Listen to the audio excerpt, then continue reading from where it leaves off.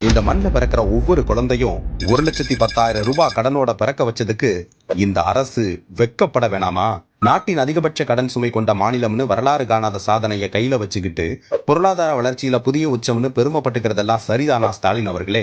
பொருளாதார வளர்ச்சியில 11.19% எட்டுனதா talk of the nation சொல்லியிருக்கிறாங்களே, உண்மையான டாக் ஆஃப் தி நேஷன் எது தெரியுமா? கடந்த 84 வருட தமிழக அரசியல் வரலாற்றில் இல்லாத அளவுக்கு 9,29,959 கோடியே 30 லட்சம் ரூபாய் கடனை ஆட்சிக்கு வந்த 4 வருஷத்துல எப்படி வாங்கினார் ஸ்டாலின் என்பதுதான். நீங்க சொல்லும் கருணாநிதி அவர்கள் ஆட்சியில 2011 இருந்த தமிழ்நாட்டோட கடன் 1.05 லட்சம் கோடி. இப்போ அவரது மகனான உங்களோட ஆட்சியில 9.29 லட்சம் கோடி ரூபாய். 14 வருஷத்துக்கு அப்புறம் அசுர வேகத்துல அதிக கடன் வாங்கினதுதான் சாதனையா?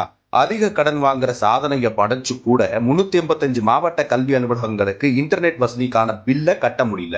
3700க்கும் மேற்பட்ட பள்ளிக்கூடங்கள்ல இன்டர்நெட் வசதிக்கு 1.5 கோடி ரூபாய் பாக்கி வச்சிருக்கிறதால பிஎஸ்என்எல் நிறுவனம் அதை நிறுத்திடுச்சு.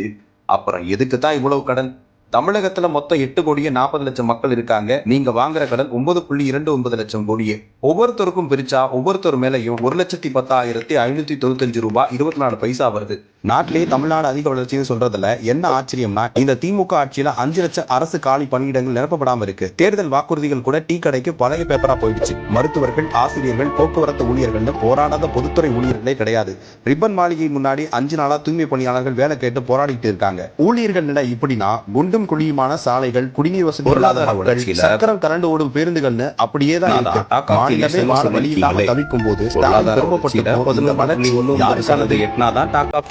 சொல்லியிருக்கீங்களே.